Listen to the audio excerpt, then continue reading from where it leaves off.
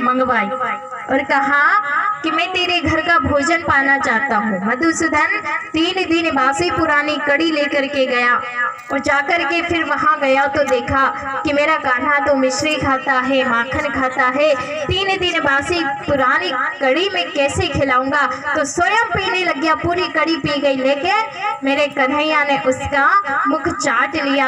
आज भगवान ये नहीं देखता कि तुम्हारा बासी कड़ी कितना दिन पुराना है, वो तो केवल एक भाव देखता है, प्रेम देखता है। अपने हृदय को मंदिर बनाइए और हमारा हृदय जब मंदिर बनेगा तो अगर हम मंदिर बनेगा, हम भाव से गाएंगे, प्रेम से गाएंगे, तो वो कन्हैया, वो जगत दीश आज हमारे आंगन में नाचता हुआ, हमारे मन मंदिर में नाचता हुआ नजर आएगा। केवल एक भाव चाहिए। आज गोकुल में क्या था?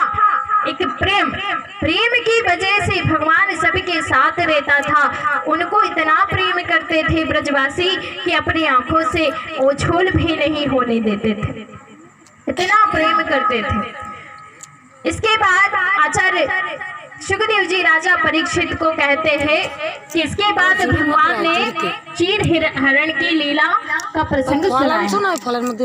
जो गोपियां थी वृंदावन की 4:30 बजे रात्रि को उठ करके यमुना में स्नान करने जाते थे और यमुना में स्नान करते थे। वहां पर गोपियों के वस्त्र चुराए और वहां पर वस्त्र चुराने के बाद भगवान कन्हैया ने उनको वापस वस्त्र प्रदान कर दिया।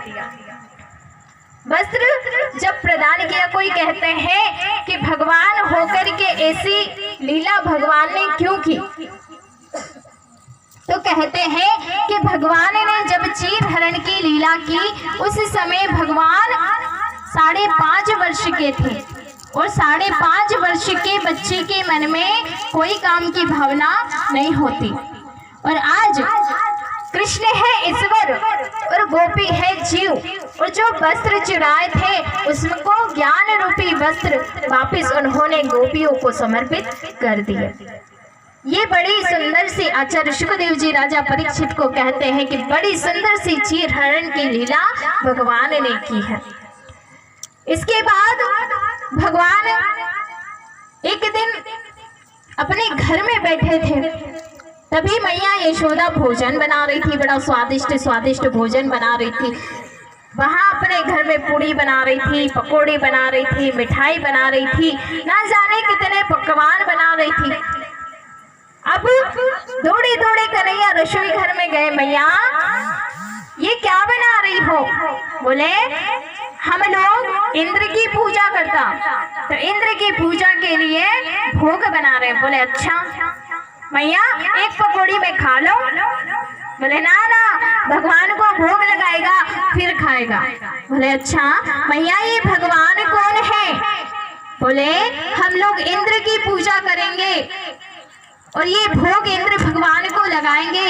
इंद्र भगवान खुश होगा तो हमारे यहाँ पर बारिश करेगा और बारिश करेगा तो हमारा खेतों में अन्न होगा, हमारी गाय जो है चारा उगेगा तो उसमें चरेगी। ऐसा करके जब मैया यशोदा ने कहा तो लाला ने कहा मैया हम लोग इस बार इंद्र की पूजा नहीं करते। बोले फिर किसकी पूजा करेंगे? बोले गोवर्धन भगवान की पूजा करते। यशोदा से कहा, नंद बाबा से कहा, जितने भी सारे वृंदावन वासी थे सबसे कहा, तो सब लोग ने कन्हैया की बात मान ली, क्योंकि कन्हैया उस समय 7 वर्ष के हो गए थे। 7 वर्ष के कन्हैया की बात सबने मान ली। बोले तेरे गोवर्धन की पूजा कैसे होती है? तो क्या मेरे गोवर्धन की पूजा बड़े अच्छे तरीके से अपन करेंगे, चलो भोजन बनाओ। गोवर्धन पर्वत की पूजा के लिए 56 भोग बनाया। 56 भोग बना करके सबने अपनी अपनी बैलगाड़ियों में रख लिया और आगे आगे गर्गाचार्य जी महाराज चल रहे हैं, हाथों में पूजन की थाली है और इधर भगवान कन्हैया, नंद बाबा, यशोदा सभी लोग चल रहे हैं। सभी लोग जा रहे हैं गाड़ियों में। उन्होंने 56 भोग रख लिया। जितने भी वृंदावन वासी थे सभी जा रहे हैं। और सभी गोवर्धन भगवान की पूजा करने जा रहे हैं। तो आइए हम सभी भी 2 मिनट भगवान के साथ में गोवर्धन पूजा करने के लिए चलते हैं। इसके बाद यहाँ पर भी गोवर्धन बनेगा। गोवर्धन की पूजा सभी लोग भाव से करेंगे।